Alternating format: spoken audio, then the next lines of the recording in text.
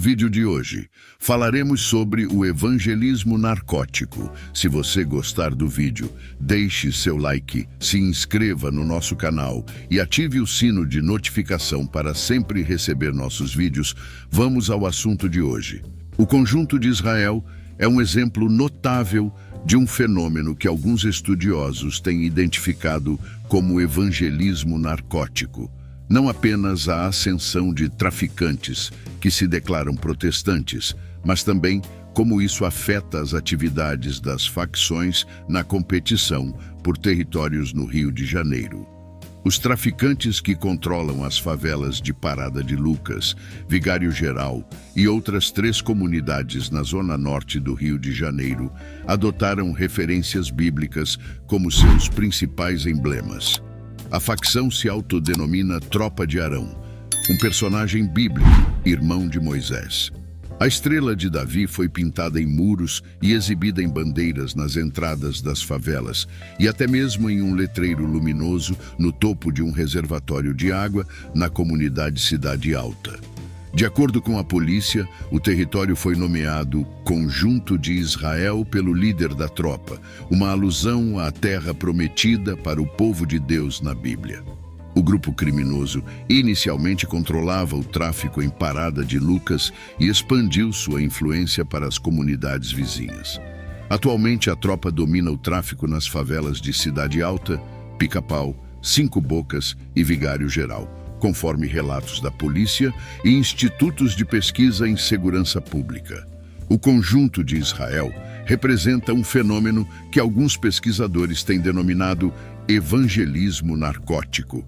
Não apenas o surgimento de traficantes que se identificam como protestantes, mas também como isso molda as ações das facções na competição por territórios no Rio de Janeiro.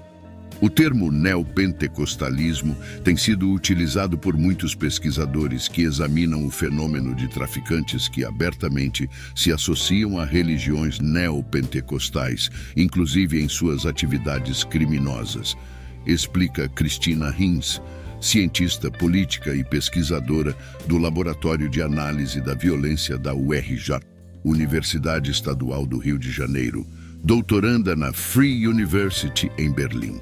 Em resumo, além da conversão pessoal, a religião também desempenha um papel estratégico na manutenção do poder e na competição por territórios, segundo os pesquisadores. A comunidade evangélica tradicional rejeita veementemente a ideia de que um traficante possa ser evangélico. Um pastor sério não irá aceitar que algo ilegal perante a lei humana e imoral seja associado a Cristo, afirma o pastor Carlos Alberto, que atua há 17 anos como pastor na favela da Cidade de Deus e antes era traficante. O pastor deve mostrar à pessoa que ela pode se arrepender, mas para ser aceita como evangélica, ela deve abandonar tudo o que é contrário a princípios bíblicos, morais e éticos. No entanto, os traficantes considerados parte do neopentecostalismo não apenas se autodenominam membros dessa religião, mas também praticam ativamente sua fé, destacam os pesquisadores. O líder do tráfico no Conjunto de Israel é alvo de 20 mandados de prisão por homicídio, tortura, tráfico, roubo e ocultação de cadáver. Ao mesmo tempo, ele se identifica como evangélico, espalha referências religiosas pela região e tem amigos pastores, segundo relatos da polícia. São traficantes que, ao mesmo tempo, participam da vida do crime e da vida religiosa evangélica, frequentando cultos, dando o dízimo e até mesmo financiando apresentações de artistas gospel na comunidade, afirma Cristina Hinz. Essa influência das religiões sobre as dinâmicas de poder do tráfico sempre existiu, afirmam os pesquisadores, e não é exclusiva do protestantismo.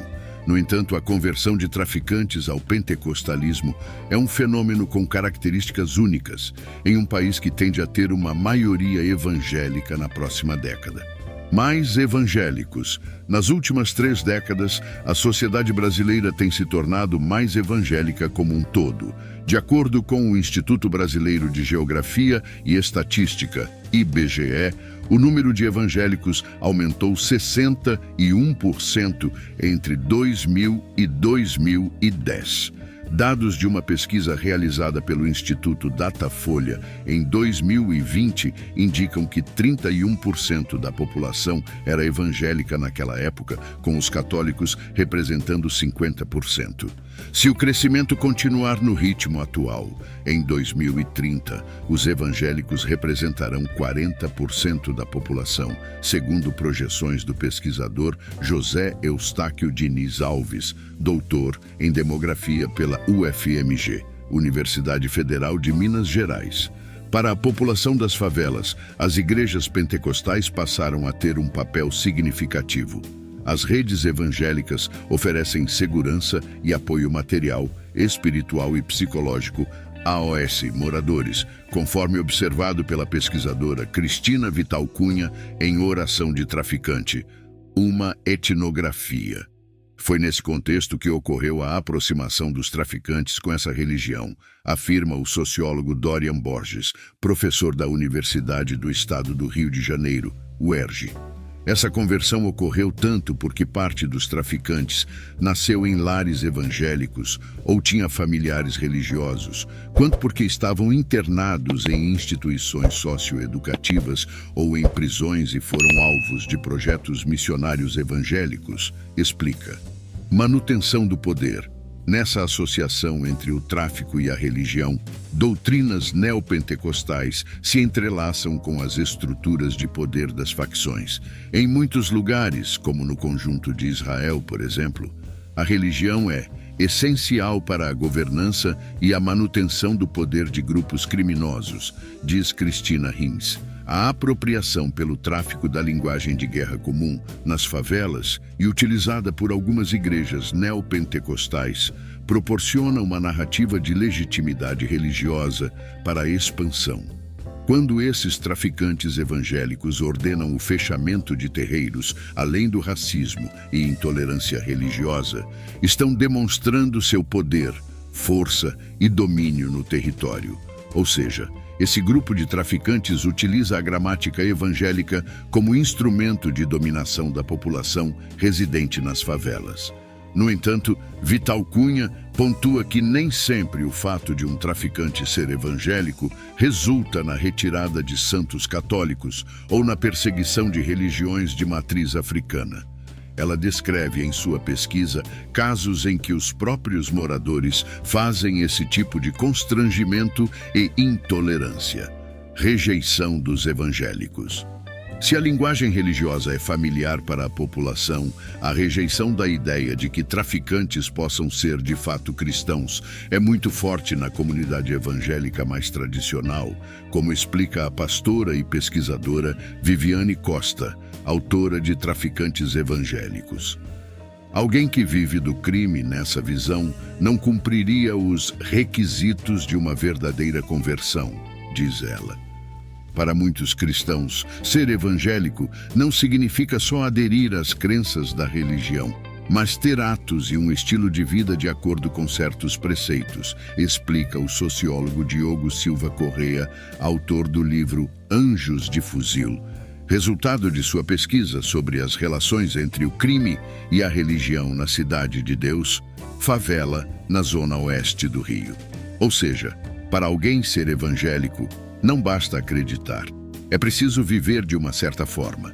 A ideia de um criminoso evangélico seria, portanto, inaceitável. Se a pessoa não procurar mudar, não tem como se intitular cristão. E isso vale para todos, para o adúltero, para o brigão, para quem tem vício, não só para o traficante, diz a BBC o pastor Carlos Alberto, de uma igreja neopentecostal na Cidade de Deus. Durante muito tempo, os evangélicos foram respeitados justamente porque não existia aquela coisa de ser não praticante. Como os católicos, o crente era até considerado chato, cafona, diz ele. Os pastores coniventes com o tráfico são uma minoria, defende ele. mas é algo problemático porque é uma minoria que tem forte influência sobre o rebanho. O pastor sabe que é errado, mas alguns aceitam por causa dos benefícios. O traficante paga por uma cruzada, evento religioso aberto, faz uma reforma na igreja, diz ele. É uma visão errada de que Deus vai transformar uma maldição em bênção, um dinheiro maldito em algo positivo. Mas é algo que faz a igreja perder credibilidade, diz ele. Se você percebe que o traficante quer proteção, quer usar a religião como um amuleto, mas não quer largar o crime, não pode se associar. Como você vai ficar conivente quando a lei do tráfico é muito rígida? É olho por olho. Não existe compaixão, diz. Carlos Alberto afirma que o processo de aceitar pessoas que só querem os benefícios de se dizer religioso, mas não mudam de vida, é algo que acontece também no meio artístico, no futebol, no meio empresarial e na política. Pastores que aceitam aparecer com certos políticos que são coniventes com certas práticas não me representam. No entanto, Viviane Costa explica que, conforme mais e mais brasileiros se tornam protestantes, a conversão nos moldes mais tradicionais é menos comum, e pessoas se consideram evangélicas, mesmo que não se comportem de acordo. Ela lembra do fenômeno das celebridades evangélicas citado por Carlos Alberto. Mesmo alguns políticos e celebridades que se declaram cristãos reformados não seriam considerados verdadeiramente evangélicos, levando em conta a expectativa mais tradicional. Diz: fui bastante criticada por falar em traficantes evangélicos, mas não fui eu que os nomeei como evangélicos. É assim que o fenômeno é conhecido e como eles próprios se identificam, diz Costa. O livro é o resultado de uma pesquisa, e como pesquisadora, eu estou descrevendo um fenômeno, não fazendo uma análise teológica se a pessoa realmente é convertida. O TCP é conhecido pelos desaparecimentos de pessoas que se opõem à facção, de acordo com a polícia. Desde antes da criação do Complexo de Israel, moradores relatam à imprensa desaparecimentos de familiares e amigos em favelas dominadas pela facção. Muitas não procuram a polícia nem relatam oficialmente os desaparecimentos por medo, segundo observadores de centros de pesquisa sobre violência. Em alguns lugares, no entanto, alguns traficantes evangélicos têm um grande respeito por pastores de igrejas nas favelas que dizem não a grupos armados, diz Costa. São considerados verdadeiros homens santos, porque realmente aderiram ao caminho correto, afirma. Vital Cunha, uma das primeiras pesquisadoras a estudar o tema, descreve em seu trabalho como notou a aproximação de traficantes e pastores em busca de proteção espiritual. Na favela de Acari e de Santa Marta, descreve ela em seu trabalho o rádio de comunicação dos traficantes apitava todos os dias às 5:30 com uma oração do chefe do tráfico. Ele falava ao mesmo tempo com Deus, pedindo proteção, e dava orientação, pedindo para os subordinados matarem menos, e dizendo para os líderes comunitários cuidarem das pessoas. Narcoreligião. A pesquisadora Viviane Costa, no entanto, é contra falar em narcopentecostalismo. Ela diz que isso passaria a ideia de que a religião só passou a ser um fator importante na dinâmica de poder do tráfico com o surgimento dos traficantes evangélicos. Na realidade, diz ela, a religião está presente na dinâmica do tráfico desde a sua gênese. Ela defende que o mais correto seria falar em narcorreligião. Nas décadas de 1980 e 1990, as facções do narcotráfico eram amplamente associadas a religiões afro-brasileiras, como o candomblé e a umbanda, diz Dorian Borges. Isso foi, inclusive, retratado no cinema. A passagem no filme Cidade de Deus, em que o traficante muda de nome após ter o corpo fechado em um ritual religioso, é uma das mais conhecidas.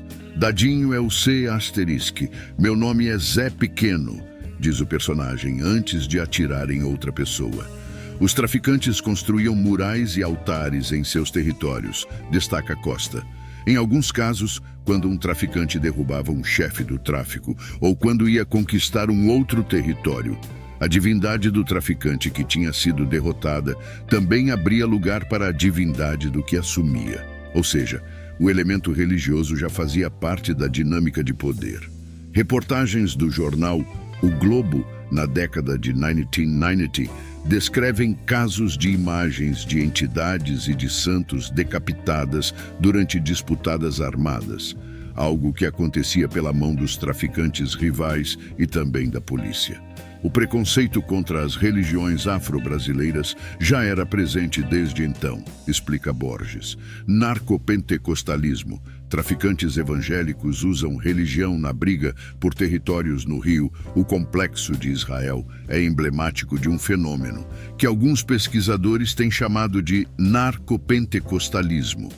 Não apenas o surgimento de traficantes que se declaram evangélicos, mas a forma como isso influencia a atuação das facções na disputa por territórios no Rio de Janeiro. Território foi batizado de Complexo de Israel pelo chefe do grupo criminoso, segundo a polícia. Território foi batizado de Complexo de Israel pelo chefe do grupo criminoso, segundo a polícia. Os traficantes que dominam as favelas de Parada de Lucas, Vigário Geral e outras 3 comunidades na zona norte do Rio de Janeiro elegeram referências bíblicas como seus principais símbolos. Para muitos cristãos, ser evangélico não significa só aderir às crenças da religião, mas ter atos e um estilo de vida de acordo com certos preceitos, explica o sociólogo Diogo Silva Correia, autor do livro Anjos de Fuzil, resultado de sua pesquisa sobre as relações entre o crime e a religião na Cidade de Deus, favela na zona oeste do Rio. Ou seja, para alguém ser evangélico, não basta acreditar, é preciso viver de uma certa forma. A ideia de um criminoso evangélico seria, portanto, inaceitável. Se a pessoa não procurar mudar, não tem como se intitular cristão, e isso vale para todos, para o adúltero, para o brigão, para quem tem vício, não só para o traficante, diz à BBC o pastor Carlos Alberto, de uma igreja neopentecostal na Cidade de Deus. Durante muito tempo, os evangélicos foram respeitados justamente porque não existia aquela coisa de ser não praticante, como os católicos. O crente era até considerado chato, cafona, diz ele. Os pastores coniventes com o tráfico são uma minoria, defende ele, mas é algo problemático porque é uma minoria que tem forte influência sobre o rebanho. O pastor sabe que é errado, mas alguns aceitam por causa dos benefícios. O traficante paga por uma cruzada, evento religioso aberto, faz uma reforma na igreja, diz ele. É uma visão errada de que Deus vai transformar uma maldição em bênção, um dinheiro maldito em algo positivo. Mas é algo que faz a igreja perder credibilidade, diz ele. Se você percebe que o traficante quer proteção, quer usar a religião como um amuleto, mas não quer largar o crime, não pode se associar. Como você vai ficar conivente quando a lei do tráfico é muito rígida? É olho por olho. Não existe compaixão? Diz. Carlos Alberto afirma que o processo de aceitar pessoas que só querem os benefícios de se dizer religioso, mas não mudam de vida, é algo que acontece também no meio artístico, no futebol, no meio empresarial e na política. Pastores que aceitam aparecer com certos políticos que são coniventes com certas práticas não me representam. No entanto, Viviane Costa explica que conforme mais e mais brasileiros se tornam protestantes, a conversão nos moldes mais tradicionais é menos comum e pessoas se consideram evangélicas mesmo que não se comportem de acordo. Ela lembra do fenômeno das celebridades evangélicas citado por Carlos Alberto. Mesmo alguns políticos e celebridades que se declaram cristãos reformados não seriam considerados verdadeiramente evangélicos, levando em conta a expectativa mais tradicional, diz. Fui bastante criticada por falar em traficantes evangélicos, mas não fui eu que os nomeei como evangélicos. É assim que o fenômeno é conhecido e como eles próprios se identificam, diz Costa. O livro é o resultado de uma pesquisa e, como pesquisadora, eu estou descrevendo um fenômeno, não fazendo uma análise teológica se a pessoa realmente é convertida. O TCP é conhecido pelos desaparecimentos de pessoas que se opõem à facção, de acordo com a polícia. Desde antes da criação do Complexo de Israel, moradores relatam à imprensa desaparecimentos de familiares e amigos em favelas dominadas pela facção. Muitas não procuram a polícia nem relatam oficialmente os desaparecimentos por medo, segundo observadores de centros de pesquisa sobre violência. Em alguns lugares, no entanto, alguns traficantes evangélicos têm um grande respeito por pastores de igrejas nas favelas que dizem não aos grupos armados, diz Costa. São considerados verdadeiros homens santos porque realmente aderiram ao caminho correto, afirma. Vital Cunha, uma das primeiras pesquisadoras a estudar o tema, descreve em seu trabalho como notou a aproximação de traficantes e pastores em busca de proteção espiritual. Na favela de Acari e de Santa Marta, descreve ela em seu trabalho, o rádio de comunicação dos traficantes apitava todos os dias às 5h30 com uma oração do chefe do tráfico. Ele falava ao mesmo tempo com Deus, pedindo proteção, e dava orientação pedindo para os subordinados matarem menos e dizendo para os líderes comunitários cuidarem das pessoas. Se você gosta de vídeos como esse, deixe seu like, se inscreva em nosso canal e ative o sino de notificação para sempre receber nossos vídeos. Abraços a todos, muitas bênçãos.